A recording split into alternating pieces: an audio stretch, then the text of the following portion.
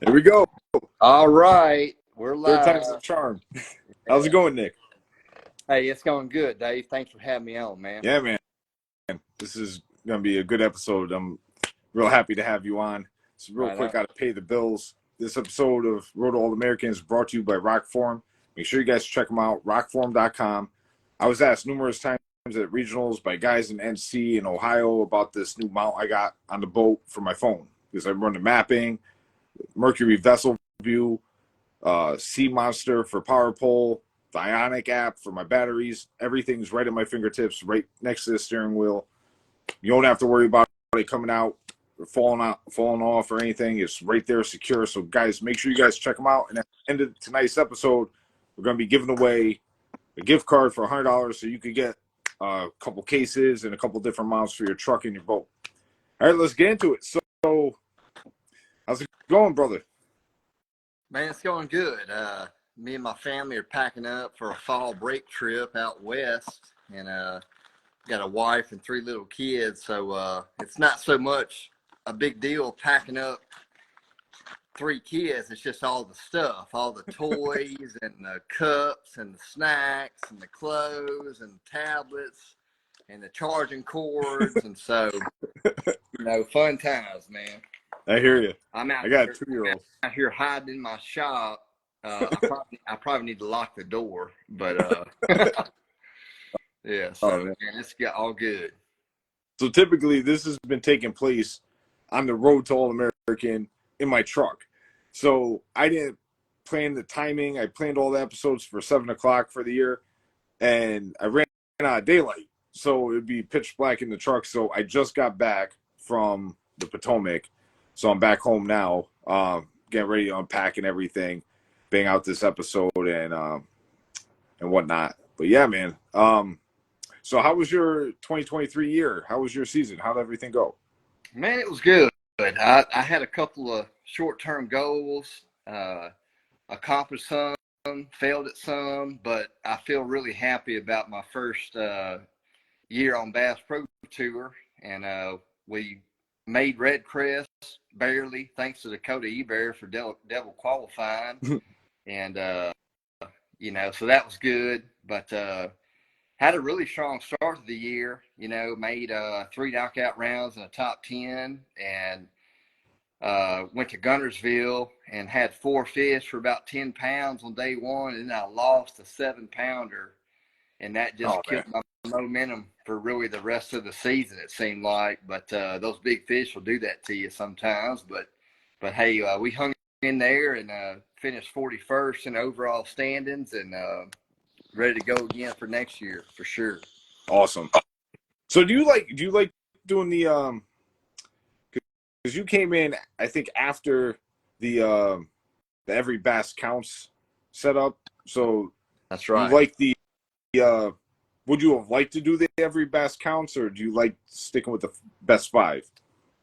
Well, going to Bass Pro Tour as a rookie, I like that they were going back to the 5-fish format, because that's what I know. I mean, my whole short career, that's what I've been doing, is catching 5 fish, and I'm glad I didn't have to kind of adjust and figure out the every fish counts format. So I felt at home. Now, I can tell you, I don't like watching that every fish format on TV, but I can't knock it fishing it because I've never tried it. Yeah. But at the end of this month is my Team Series qualifying event. We're going down to Longview, Texas somewhere. It's going to be a 60-mile radius of Longview, Texas, which I live about 50 miles from Longview. So I'm really excited about that announcement. And that Team Series, it is a every fish counts format. So this will be the first time I've ever experienced that. I'm really looking forward to it, especially if it's maybe on some home water somewhere. So I'll ask me this time next month. I'll be able to comment more on it. Yeah, no, I kind of liked it, but I didn't like it because the smaller fish. Because even if you think about it, from a tournament standpoint, there's guys that will go out there and be like, I'm going to go get a limit, then I'm going to go grind for the bigger fish. And that proves the point that the bigger fish are harder to catch. So I always looked at it as like, well, if you're going to spend time like in a 5-fish tournament, if you're going to spend the time targeting smaller fish to quickly get a limit, that's time wasted that you could spend going for the bigger fish. Yeah. I don't know. Right. That's my sense. But one day I'll get up there. So what was your favorite moment from 2023? Probably fishing Lake Murray. I've had a little bit of history there, and when I saw that event on the schedule, I got excited because in 2000, maybe 19 or 20, we went there for pro circuit, and I got the last $10,000 check, and I'd figured something out at the very end of the tournament. And I remember thinking, man, if I can ever make it back here, I'll be excited. And it was the same time of year, same setup, and that was a fun event. I had 25 pounds on day one, and anytime that you are leading a pack of that caliber, man, it's just awesome. And those guys are good. They catch them everywhere they go. And for me to be leading for one round, at least one day, was cool, and, made the knockout round and, didn't quite make the top 10, but that was a fun event, fun event to fish. I mean, they're all fun, but that one was really fun. Yeah. Was it something you figured out, like a particular bait or a technique or like a pattern? It was just the herring deal. Being from Louisiana, we don't have all that, and didn't really know what to expect. But when I was there a few years ago, I figured out that, like, you don't have to see surface activity for the fish to be there. And these shallow, sandy points, I mean, it looks like the Dead Sea, but you'll pull up there and throw some kind of swimmer or topwater bait or rattle trap, and they just come out of nowhere. It's like they literally sprout up from the dirt and just like Night of the Living Dead or something, and they just come out of nowhere, and you'll have 2 or 3 4-pounders just fighting over your bait, and you would have never thought that them fish were there. So that was a big reveal. And then when I went back there this year for Bass Pro Tour, I already knew that going in. And so I just kind of knew what to look for. And it was fun. Gotcha. I had a similar experience with Oneida. Oneida is one of my favorite fisheries, if not my favorite, because you could do a little bit of everything. You go in inches of water and frog. You can go deep for smallies, switch it up. There was like a pattern deal of like how they were staging, and it was like once I cracked the code, it was lights out. I was like, just search for this specific thing on all over the lake, and was able to go spot to spot to spot. I got a top 20, cashed a check because the smallmouth weren't. I wasn't competing against the guys that went super shallow for largemouth. The boys caught them. Yeah, it's fun when it's like that. Yeah, man. So what? This has been an ongoing thing with the podcast with all the guests. More of like a thing to teach people that may be watching or see this in the future. For like the blue collar guy that doesn't have the time to go fishing all the time and learn new techniques. So when he goes out there, that 8 hours, whether it be once a week or once a month, he wants to go catch them. So what's been your go-to bait or technique? What might not just be this year, but over the past couple years, that it might not be a bait or technique that you even like throwing, but just something that's really good. Well, a lot of times, how about I just show you? I'm out here.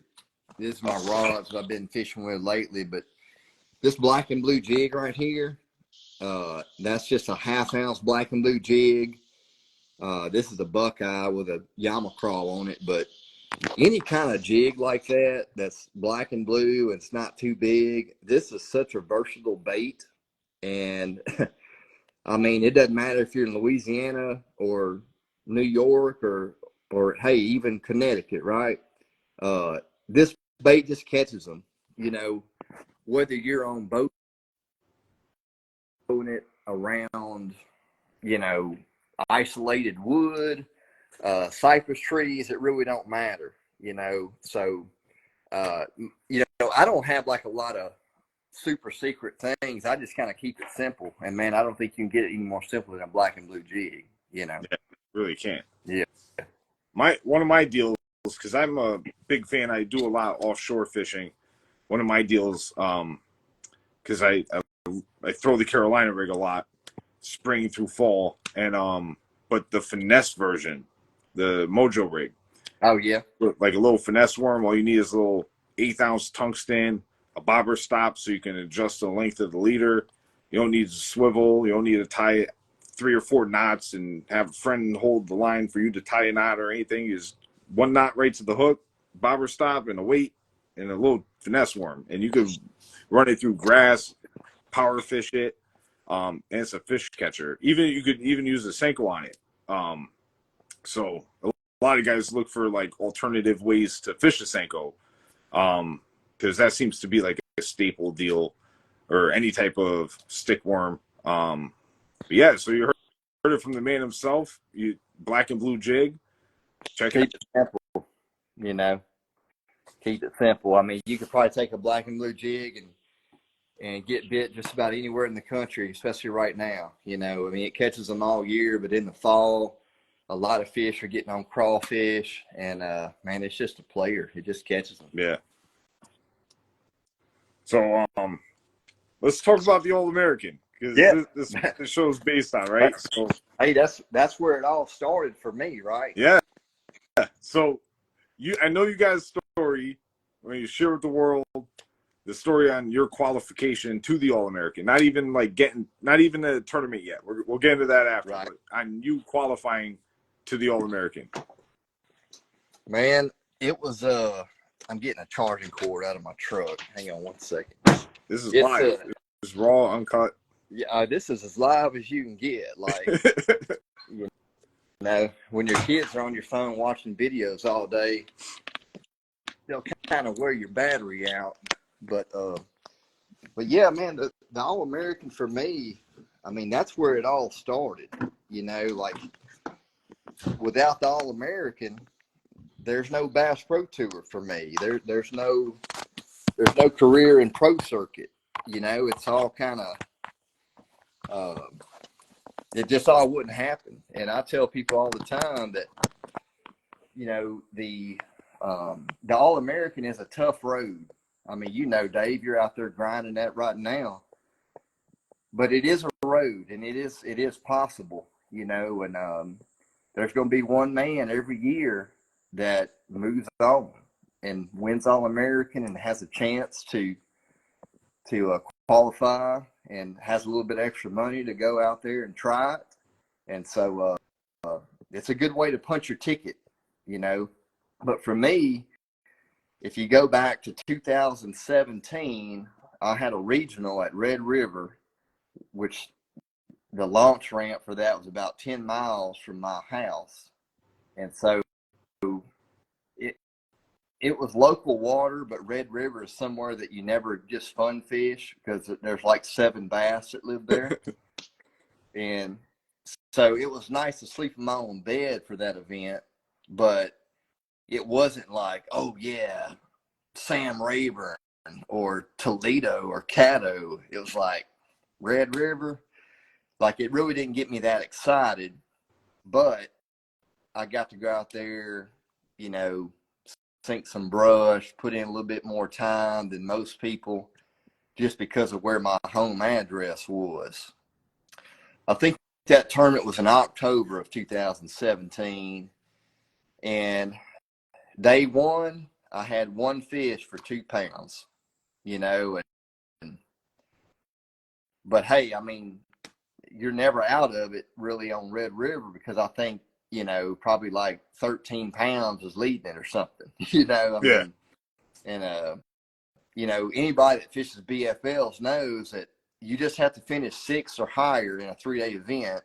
The top 12, back then it was the top 12. Is it still top 12 now? For day 3? Yeah. Yeah. Okay. So just like back then, you got to be in the top 12 after day 2 to move on.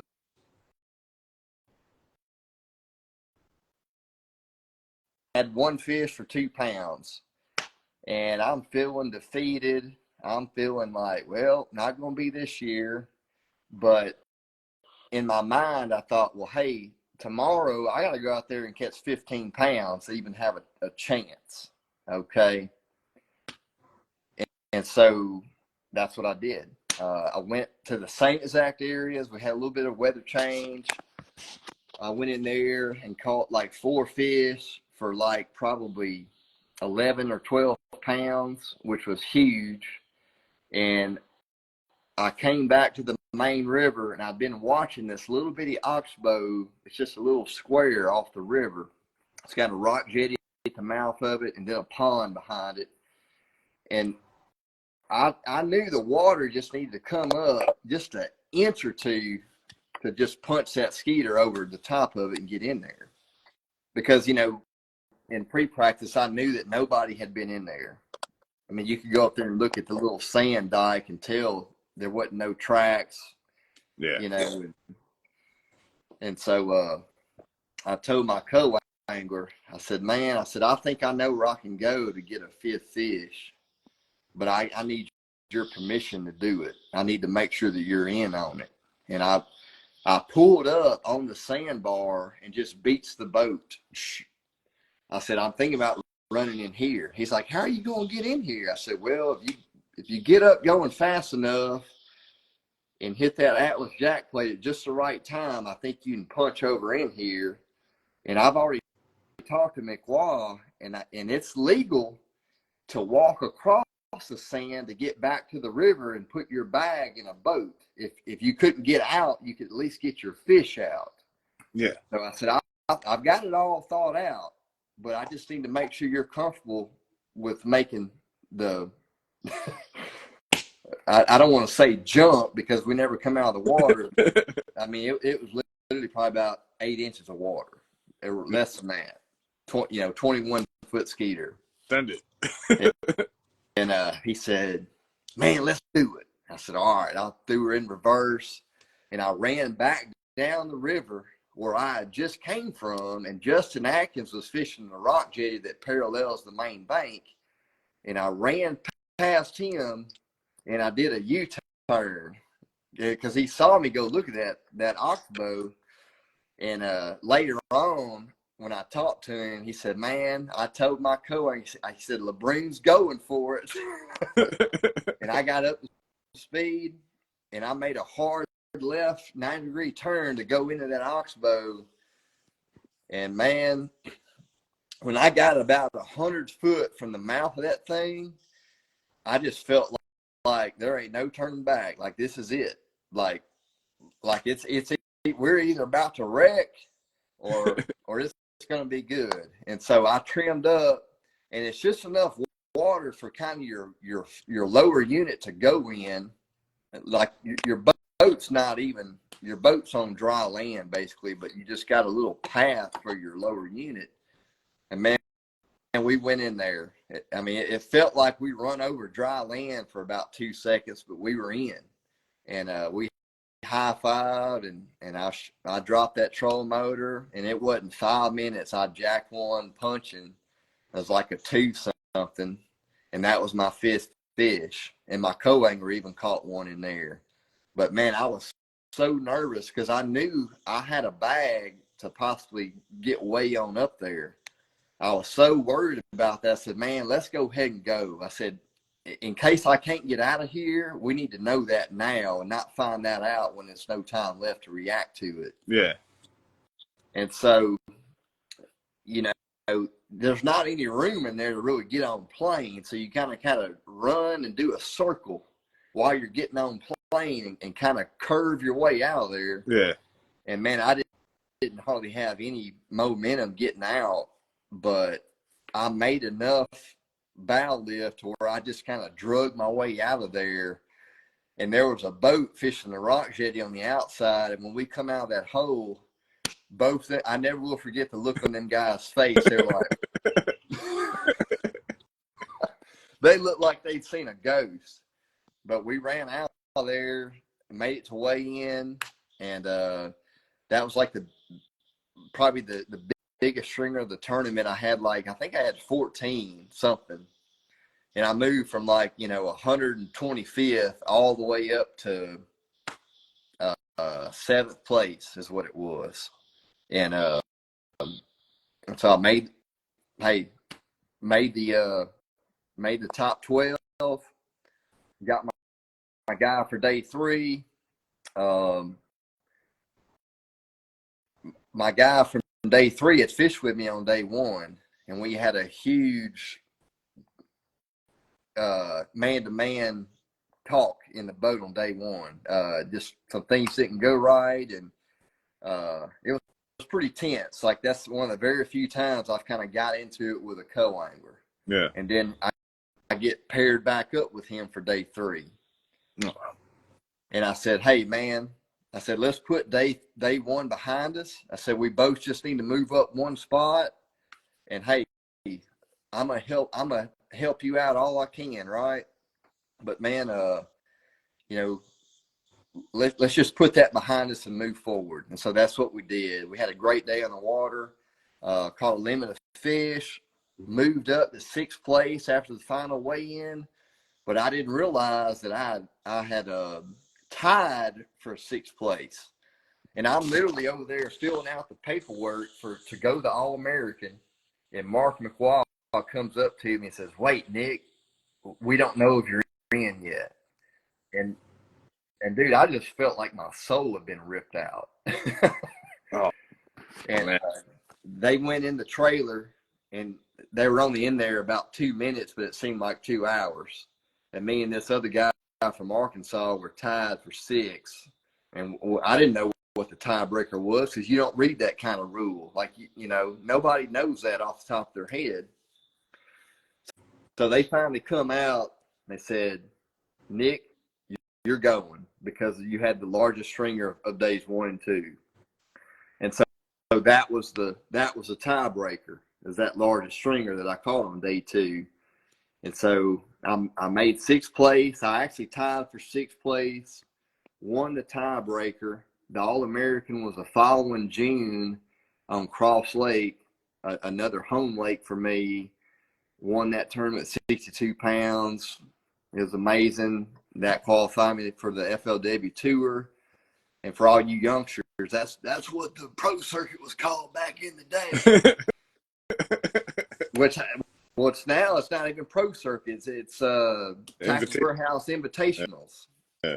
But back in the day, it was a FLW Tour. And 2019 was my rookie year. And I've been out there ever since, now fishing Bass Pro Tour. So there's a lot of BFL anglers every single year, just like there was in 2017. But there's going to be one of y'all that goes all the way. So every tournament you show up to, be thinking of that. Yeah, man, that's an epic story. Because it just goes to show, like, anything can happen, and anything. I have, like, stories, too, like, that about certain things over the past couple of years, but nothing tops that, because you're, like, on the cut line. Like, if you came in 7th that tournament for whatever the stipulation was, and you didn't make it to day 3, that would have altered your whole trajectory in your career. Oh, no doubt. By ounces. 100%. Like by an ounce. 1 ounce could have cost you a career, possibly. It's amazing. And it's another point of this podcast, too, is like to educate people, because they don't see the grind. They just see us holding the fish up, and, you're at the top echelon of bass fishing. I'm at the AAA level. It's the grind that it takes and the passion you have to have in this. Like, you have to eat, sleep, absolutely love bass fishing. If you don't, like, give it your all 110% at all times, it's not going to work for you. And you have to be that passionate about it, and put the work in. And because, like, even like this weekend, just wrapped up the championship down on the Potomac. It was super tough. There was a lot of local hammers that didn't do good. And like guys that I was like, oh, so and so is gonna win. This guy will come in second. This guy will be in third. You know, like Right. there's the stellar squad down there on the titles in Maryland, and I did decent on day one. I dropped a good one. Then I was like, all right, I got a little ground to make, but I could make the 12 cut. Just get me to day three. Get me to day three, and I'll figure it out from there. Day two, I pulled the audible right as soon as we launched. I was hang down to Aquia, pulled the audible.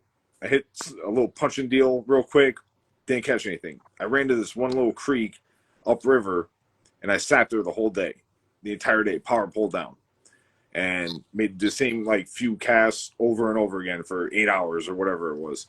And man, it was gut wrenching. I caught two, but in the process of the day, I dropped like eight or more fish. Just came off, no rhyme or reason. Just on wacky rig, Texas rig, swim bait. I just could not keep them pinned. And even the one I landed on the drop shot, had a little drop shot deal on the inside weed line, and letting it like kind of drift like a super lightweight drop shot, and letting it drift with the current through the weeds. So the fish that were staging behind the weeds, that were ambushing the prey as it goes by, there's so much bait in there too. This fish, me and JTK, we were just talking about this on the podcast a couple of weeks ago. Fish hits it, lay into him, fighting under the boat, pull and drag. Net, the co-angler swoops down with the net, scoop him up. He's in the boat. As soon as he gets in the net, he opens his mouth, drop shot pops out. The hook point never even came out of the worm. Yeah. He just had it tuned. He had it just clenched down on it, and I got him in the boat, though. And I think that's what was happening. The way they were hitting the baits, they just weren't getting the whole thing. They were just like mouthing it because there was so much bait. Trent just chimed in. Something about that tournament was bad luck. Had the same deal happen with lost fish. And Taco Tim 8 is a Nick LeBrun fan. There you What's go. Up, Taco Tim? Taco Tim. But no, there was a lot of people, and when I was at the hotel, a lot of guys that were staying there all were saying the same thing. Like they were nonstop dropping fish, and the guys that were throwing poppers, they were foul hooking bass, like not knowing there was just so much bait. The bass were coming up, seeing that it wasn't real, wasn't what they were honed in on, so they would just like swipe back down and then get hooked themselves. Like I don't know, whoever the guys who made it to day 3, congratulations, because I haven't seen the results yet from today. It was a 10-hour drive. I'm shot. I'll check it out later. But to everybody who made day 12 or day 3, the top 12, both sides, co and boater side, congratulations, because you guys cracked the code for sure. No doubt. Yeah, man, it was a tough derb. It's kind of heartbreaking for me though, because I've been grinding. I'm trying to talk this into existence, and really pay the dues and do the grind, and it's like things like that. And then last year, little history, I was on the James River. I've talked about this before on the podcast, but I was on James River. Day 1, I was in like 21st place or something. Day 2, I ran back to my spot, was fishing the chick, and first flight, we had a fog delay. I didn't have that much time to fish. I only got 4. I dropped 1, but I had 4 of the right ones. I'm ecstatic. I'm on my way back to the ramp. About halfway point between the chick and Henrico, I broke down. Whatever the problem was, it got resolved, but the trying to flag some boats down, nobody stopped. A little frustrated, aggravated. I had the fish bagged up, ready to go.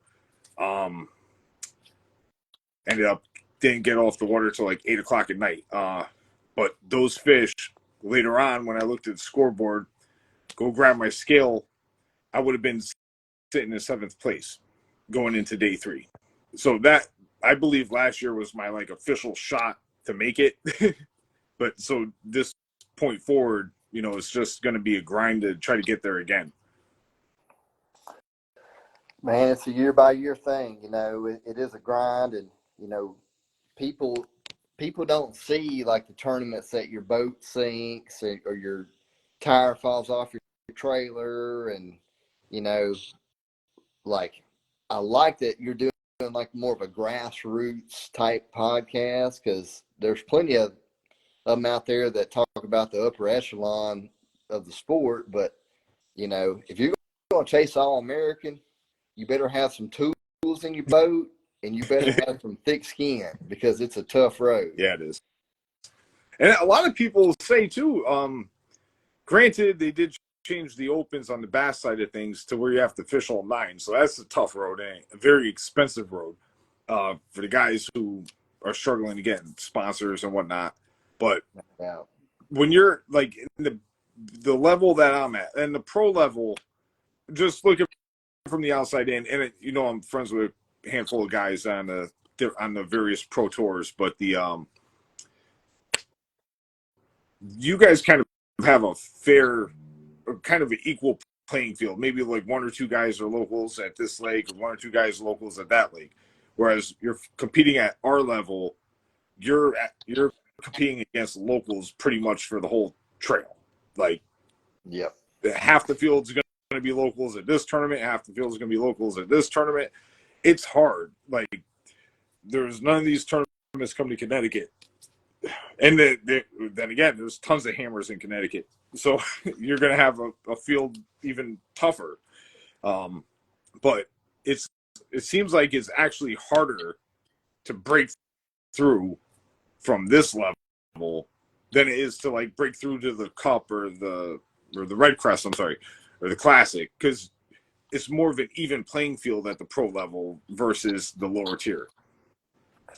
Yeah, I'll agree with that. One of my mentors, Terry Burkhart, he told me a long time ago, he said, if you can go to Toledo and Rayburn, which, is the cowboy division, basically. He said, if you can go to Toledo and Rayburn and catch them and compete, you can fish anywhere. And that's true, because, that local BFL, that, all those guys are so good. And a lot of them should be fishing pro, but they just never caught them when it's mattered. Or maybe some of them just haven't had the means to get out there and try it when they did qualify. But, man, that local BFL level, and there's several divisions across the country. Sounds like you're in one that, I mean, they're just brutal, and when you make a regional, you've done something, and when you finish in the top 12, you've really done something. And to make the top 6 on the final day, that's a pretty big feat, and I don't see that changing, But again, there's going to be guys that go. There's going to be guys that make it, and I'm not the only one in the past. Look at several of the pros out there that are All-American champions that have gone on and on and on, and it started their career. There's several of them. Yeah. And not everybody that wins All-American turns into that. And I think a lot of that is a choice. I think a lot of it is that, they're like, hey, I'm just not ready for that. Don't have the finances. Don't have the family aspect of it. Can't leave my job, whatever it is, right? But there are some guys that go all the way and make a great career out of it, Yeah, for sure. I know a lot of guys here local in Connecticut. There's some hammers, and a lot of guys fish. Like they'll do local team trails and deals like that don't really make a career path. It's more like a weekend warrior deal, and they don't want to, the grind of what I do and what got you to where you are is kind of too much aggravation for them. Like they don't want to deal with like what, the fact my boat broke down at the regionals last year, or I had the bolt back out on my trim motor this year. Cracked trim motor this year. Relay going bad. Like stupid things that happen and mid tournament and didn't happen in practice when you could have got it resolved at the trailer. It happened on the water, you know, and it's like stupid things. Like they just don't want to deal with the aggravation and they'd rather be like local legends and fish. And I don't blame them for it, you know, to each his own. But there's a lot of anglers out there that have the potential to take it to the next level and have that just fish catching ability. And you know, it's not an easy path at all. You know, Right. if it was easy, everybody would be doing it. Yeah, and I tell people that, you know, like I'm not some like fantastic fisherman. I don't have like this super ability that other guys don't have that were in the cowboy division at that time. I just caught them when it mattered. Okay. And what I mean by that is there's 100 guys from Louisiana and Texas that I can name that would be absolute hammers on Bass Pro Tour or Elite Series or whatever it is, but they just haven't caught them when it's really mattered. You know, it's no different than a professional musician, you know, with a band, you know, playing gigs and different shows here and there. They just haven't played in front of that record producer yet. Yeah. They haven't played that show at the right time yet, you know, and it's no different than fishing. But That's a good analogy. yeah, there's how many awesome musicians are unemployed? They're you know they're working wherever, you know. Fishing's the same way, you know, and it's super competitive to get past that threshold. Yeah.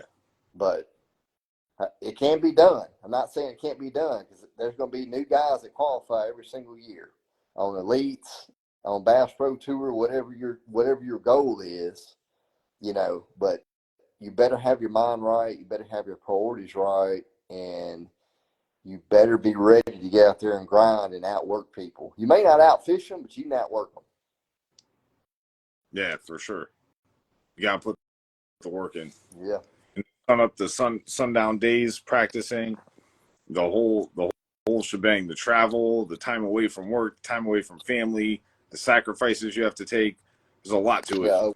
Yeah. Stephen O'Bester says, Nick, I wish you were fishing Harris next week.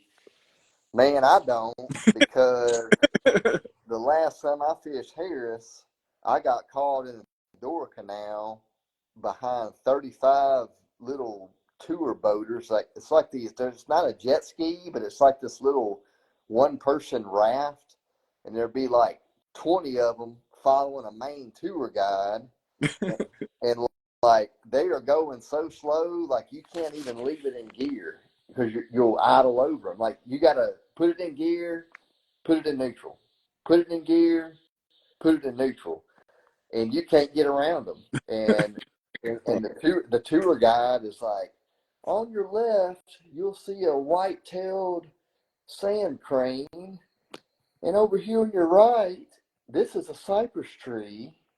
And you're like, dude, I gotta get to a weigh-in. And so that when I think of Harris Chain, I think about those canals and idling and like getting behind people like that. It's pretty comical. What's that Harris chain? The Bass Open? Yeah, there's an open down there.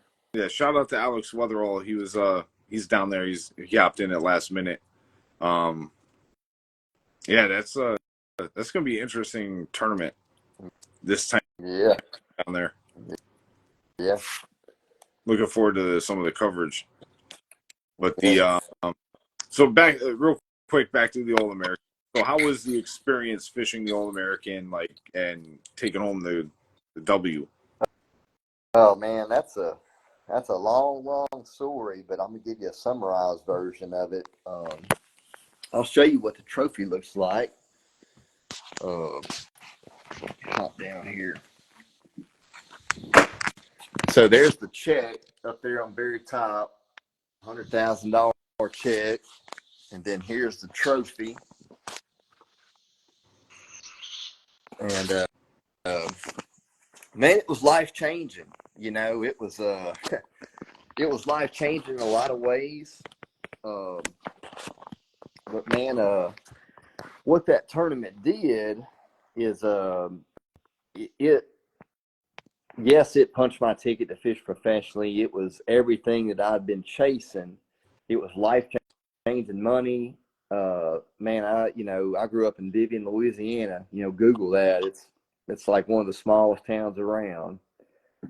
And $100,000 is a lot of money. It was back then. It still is today. And that Sure. was life changing. Getting that trophy, all that stuff I've been chasing, man. It was, it was everything that I was chasing. But the problem was it didn't do what I thought it would do. And what I mean by that is I had my priorities wrong, and I wasn't being a husband. I wasn't being a father. I was like so addicted and idolizing fishing. It wasn't even funny, but I just thought that if I could win the All-American, it would just fix all my problems. That would do it for me. That would fulfill me. And even though it was all those things that I really named and mentioned, and it meant a lot to me, but it didn't fulfill me. It kind of let me down because I had a lot of problems in my life, a lot of things that were hidden. I had really messed up my marriage. I'd really done things that was just ruining my family. But I thought that if I won the All-American, it would fix all that. Well, hey, it didn't. And earlier you talked about people really don't see behind the scenes. Nobody knew that 2 weeks after winning the All-American, I was on the side of the road to commit suicide because of all those problems. When I thought the All-American would fix everything, man, it kind of just made all those problems magnified. And, me and my wife were separated. I didn't really know what the future of my family looked like. And man, I was just hopeless and I was broken and I had nowhere to turn. And I felt like, just things were over for me. Like I had gone too far and that there was no turning back and there was no hope for me. And, all those are lies, but that's where I was at. I was just done with everything, and I was just thinking about taking my own life. And I know that there's people on this podcast tonight that have dealt with that or have a friend or a family member that has been down that road. But I called a friend of mine who I knew would be up late at night. I knew that he would answer. And, I called and just kind of talked to him. And I said, man, listen, here's what I'm thinking about doing. And Rusty, he taught me off the ledge. He spoke truth to me. And he said, man, hey, just wait a second.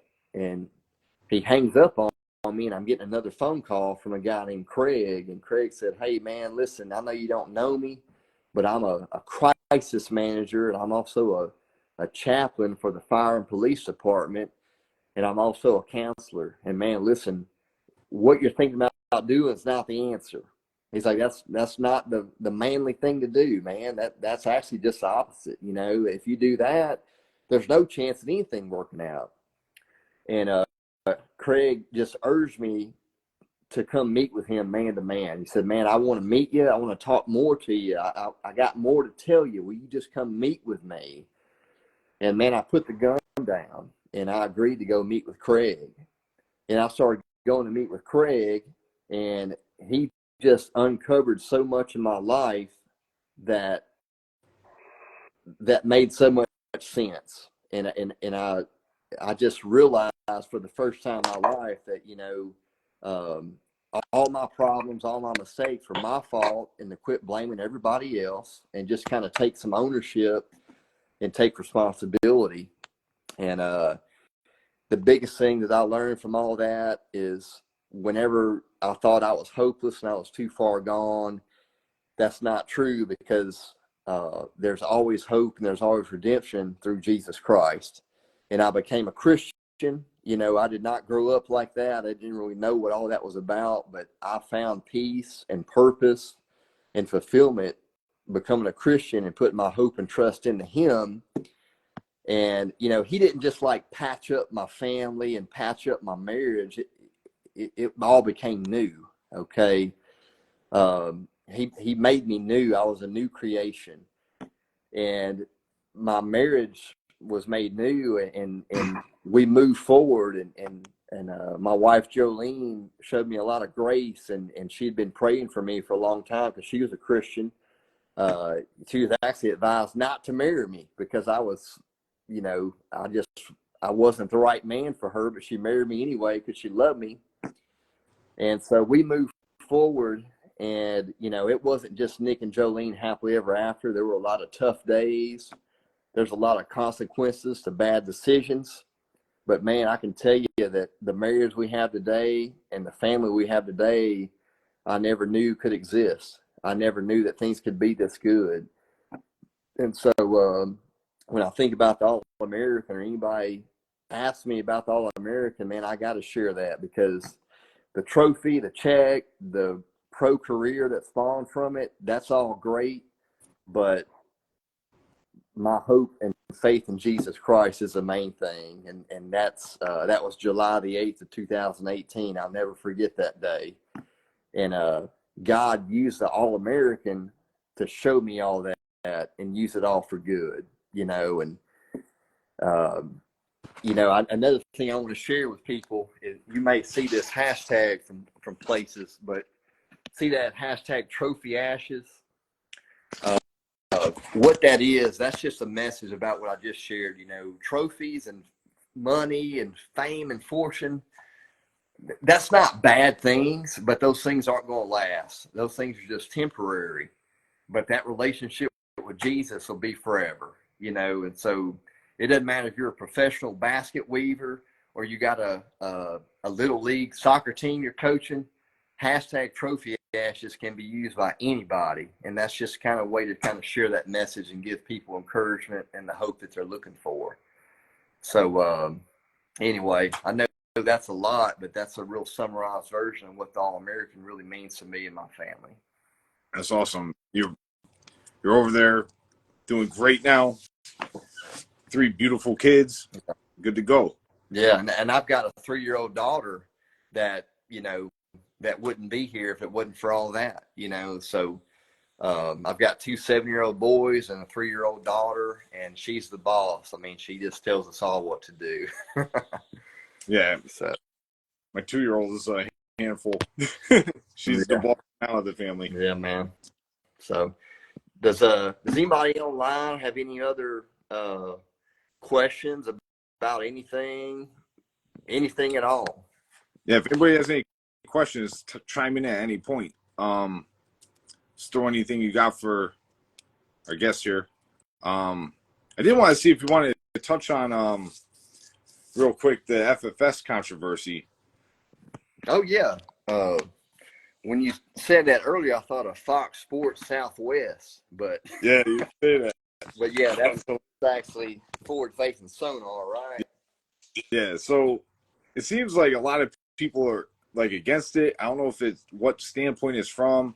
I know that other league, the MPFL, they started doing it where they're live streaming the actual footage of what the guys are looking at. And they did that with the live mix during the Classic. We got to see Gussie's screen. Yeah. But I actually like talk. I talk to a lot of people in this industry, just as you do.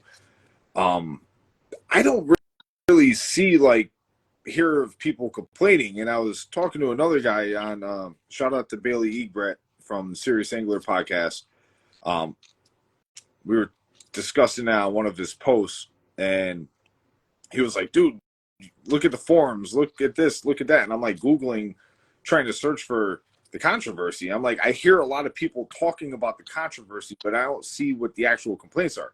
Then I found a couple YouTube videos and looked at the comment section. Yeah. So it seems like it's just stubborn people stuck in their ways that are complaining about it.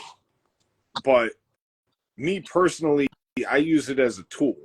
I don't use it like just weaving back and forth looking for fish. That's not how I use it. I use it like, okay, boom, I know the weed line's 30 feet from the boat. Boom, I know the boulder is 50 feet from the boat. And then I fish. And I noticed too, like once you ping them, they disappear. So I don't know if they're just getting accustomed to the ping and they know it means bad experience or whatnot. But I don't see anything against any negatives to FFS from a viewership standpoint. I don't know.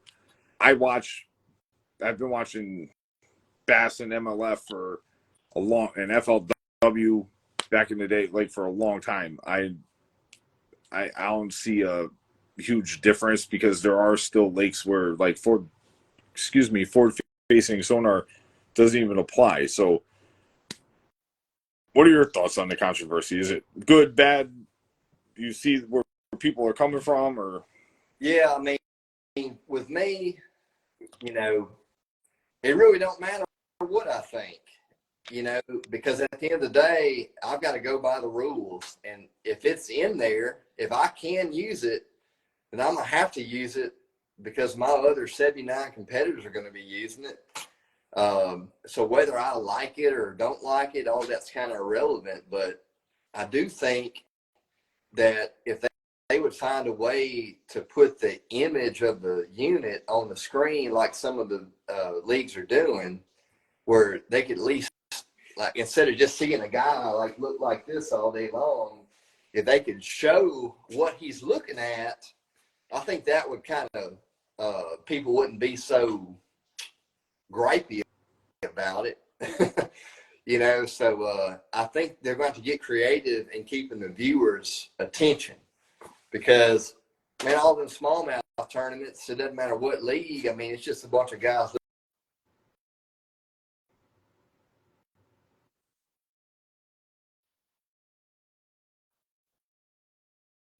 and have some guys talking about it and saying, hey, this is what I'm doing. This is how I'm using it. I mean, maybe that would change some things. I don't know. But, hey, if there was a league out there that said, hey, no electronics and you got to have braid on every rod and reel in your boat, I'd be the first one to sign up. Okay.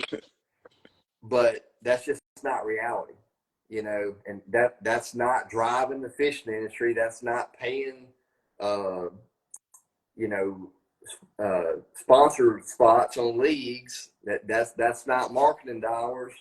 So I just want to fish for a living. It doesn't matter what the rules say. If I can use it or can't use it, I love it. I mean, it definitely helps me catch fish, but you know, I just don't know if everybody being so polarized online is going to make people make a decision whether or not we can use it or not. You know, I know that certain leagues are looking at the viewership and they can probably definitely tell that it's down. But I said this the other day, I mean, if you took it away, would those same people griping online, would they be griping about, well, they're not catching any fish now. This is boring. Yeah. So, you know, so like, you're not going to please everybody, you know. So I just say, I just want to fish for a living, whatever that looks like. Count me in, you know. One of the, as a fan of the sport, you know, because we're all fans of bass fishing one way or another. But as a fan, as a true fan of bass fishing, I think one of my favorite tournaments that I've ever watched was it was an Elite Series event. No offense to MLF or FLW at the time, maybe I don't know timeline, but it was on the Mississippi River. Ish won, but the camera was on Porosnik for like a few of the days, I think, and he was putting on a clinic with a frog, a little like 55 size frog. That was like one of the best live streams I've ever watched of bass fishing. Period. And to this day, I don't think it's been topped. A close second was KVD's win at St. Lawrence, but that was my favorite because I love topwater. I'll throw a frog all day if I could get on them. But that was a great event, and they had numbers, they had size. Yeah, Ish, he had I remember he that. had a big sack. So I think, and that was like that was a tournament forward facing sonar wasn't involved in. So it's kind of like a deal I see where people may be coming from. But I mean, it definitely helps put numbers on the screen. I mean, Yeah. Well, like when you look at the tournaments that I've won in the past 5 years, uh, I've had 4 major wins. And you know what my favorite one of them all was Grand Lake, throwing a plopper, 50-pound braid, just electronics off, basically. That's been my favorite win of my career. But you just don't get to do that much. That's a very schedule related, a very weather related type of a deal. But that forward facing sonar is a player 365. yeah, Okay. So you can't always win by looking at the screen, but you can't always win not either. So a lot of it has to do just the time of year and the schedule. yeah. Another thing too is like if you look at it, like the guys who ran FFS the longest would win every tournament. Like that when they like the guys like the first 2 or 3 boats, those guys would be the winners every single tournament, and that's not the case. So we know it's not a complete advantage over everybody to have it. I know, even with what's the other thing they got the Hydro wave. no. Is the forward facing the word it's like a 360 Scout mode. perspective. Right. I was drawing a blank for a second. The like Hummingbird that 360. no the where it's like 360 but it's live. So guys will have like 2 or 3 transducers, one for front or forward facing, then one for the side scan, but the live side scan. Yeah. That I can see putting a limitation on is like run one transducer or something like that. Where if you have like 3 or 4 or 5, 6 transducers all pointing different directions, so like that's kind of like overboard. Well, I mean, when I was growing up fishing on Caddo Lake and fishing around here, East Texas and Louisiana, if you told me that one day I'm going to have 4 screens and let's see, 1, 2, 3, 4 transducers on a boat, I'd say, man, you're crazy. I ain't doing that. But hey, that's what I got. So, so yeah, I could see them, limit the way that you rig a boat, but I don't think anybody's going to ban it because they're just making too much money on the sponsorship side. Sponsors are making money with people buying products, and Yeah, I just I think the argument hasn't been well represented. yeah. So switch up a little bit. I guess we'll leave it as we both like it, and neither of us care which direction it goes. Yeah. So I just want to fish for a living, whether it's a brim tournament or whatever, like I just want to fish. So whatever that looks like. so you work with TFO, and you had a new product or something you wanted to talk about. Yeah. TFO Rods is kind of a new relationship that I have, and that stands for Temple Fork Outfitters. They're based out of Dallas, Texas. They have a ton of different rods for all different kinds of fishing.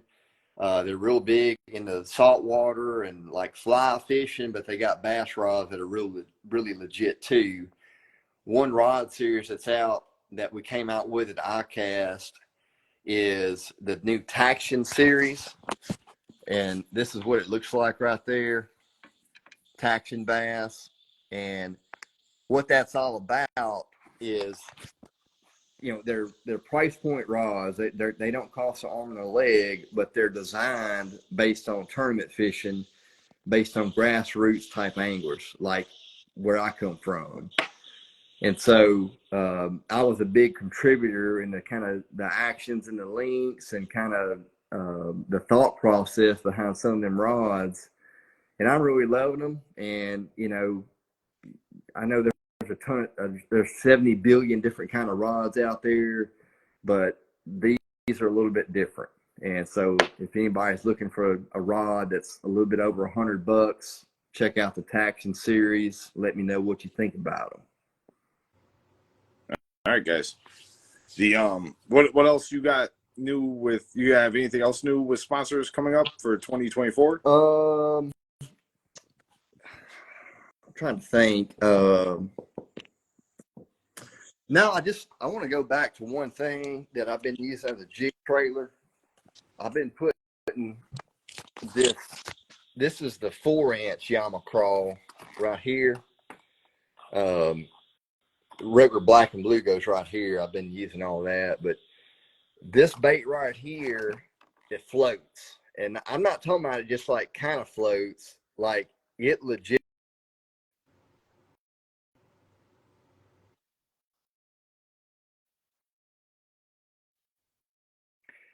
And in my eyes, when you put that on a jig or a Texas rig and them fish follow it down to the bottom, those claws float back up just saying, hey, eat me. And it works. And so I've really been using that Yama Crawl for a lot of different things, but on a jig trailer, like I was saying earlier, it's just been working great.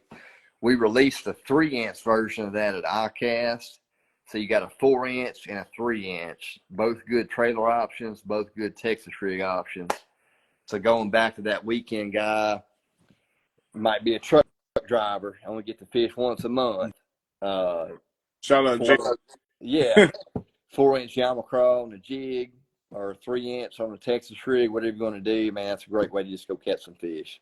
How's that working on a swim jig?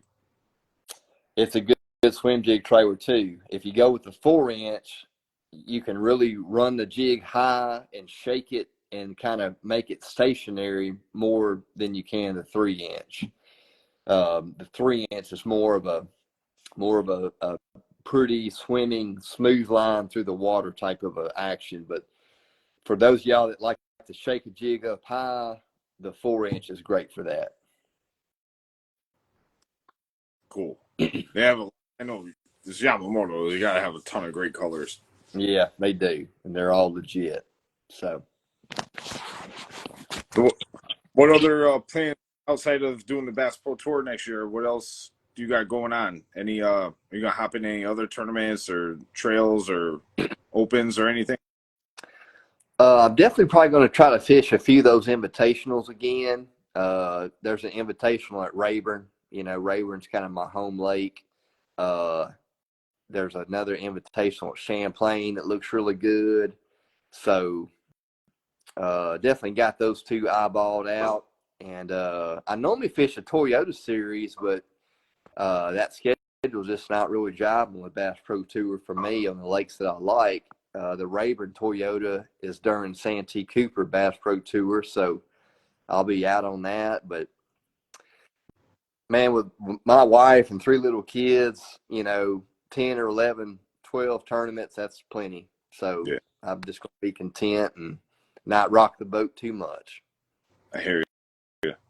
Do you do do you do any local stuff like buddy tournaments or like hop in Wednesday nighters or anything? No, I don't. There's really not a lot of that around here. But man, when I'm home, I try to be home. Man, my wife does so much when I'm on the road, and so man, I really miss fishing smaller tournaments. Like I miss fishing BFLs just for the fun of it. But I don't really fish tournaments at home unless they're really gonna like matter. And so I don't really fish a whole lot tournaments when I'm home, but I'll fish a ton during the week while my kids are in school and just for little 3 and 4 hour trips. I do that a lot.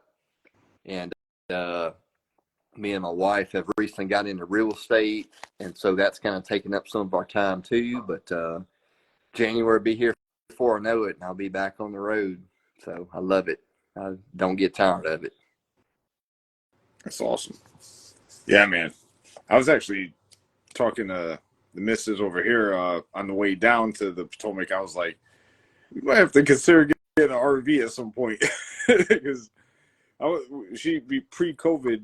She traveled with me everywhere. It was before the baby, and yeah, me, her, the dog, and we would go tournament to tournament. She'd be my practice partner. Like, here, chuck this Senko or spinnerbait while I'm trying to figure this out up here, and Yeah. it was fun. But with the kid, it's way more challenging now. So, but it was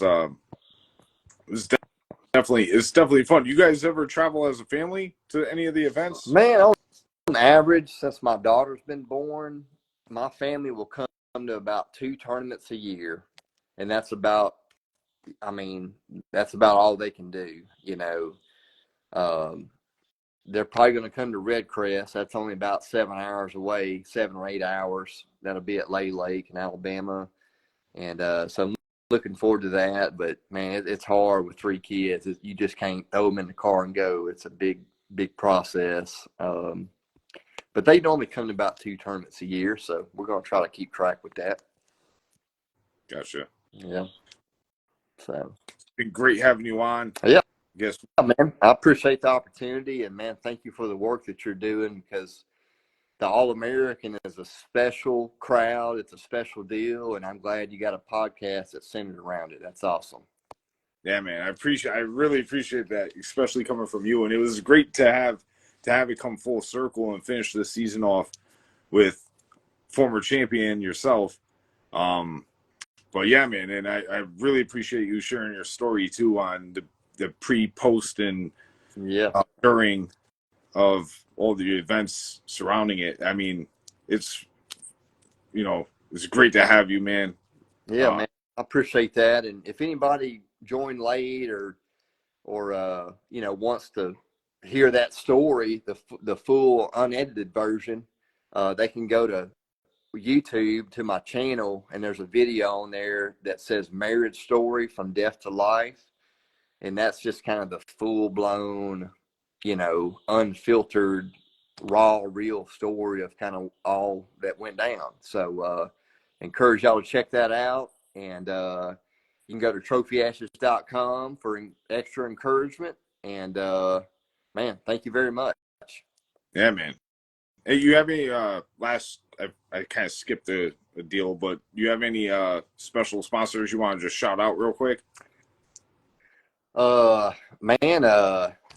Skeeter and Yamaha boats. I just rigged a new boat for this next season. I mean, I don't waste any time. I don't have power poles on yet, but I will soon. But Skeeter and Yamaha, they've been with me since my career started, and I couldn't do what I do without them. And they're a big player for me, and I'm just really thankful. So just special thank you to Skeeter and Yamaha for keeping me around. Awesome. Yeah, and shout out to all the companies that support anglers at all levels. It's none of us can do this without you. I definitely can't do what I'm doing without the support that I'm getting. Yeah, that's and right. It's more important for you at your level. It's important. So yeah, cool, man. Well, good luck with everything, and hey, make that top 6 next year, brother. Yeah, man. Yeah, I want to pick your brain about something after, like, a couple weeks from now or something. I'll be in touch. Call me anytime. All right, brother. All right, man. See and y'all. we do got to pick a winner from ROKFORM for the gift card. I'm just scrolling through the comments. I'm just gonna randomly land on somebody. That's how we're gonna do this. Okay. Steve O'Bester. Sounds good. He's a winner. I'm gonna shoot you a message, get your email, and I'll shoot over the gift card to you. Thanks to everybody for tuning in. Road to All-Americans Season 2 will kick off in April of next year. Be on the lookout for that. And in the meantime, I got some other stuff coming out for more content. And make sure you guys root for Nick LeBrun at the Red Crest this coming year in 2024. All right. Thank y'all very much. Talk to you soon. Thanks, brother. All right. Have a good night. Bye.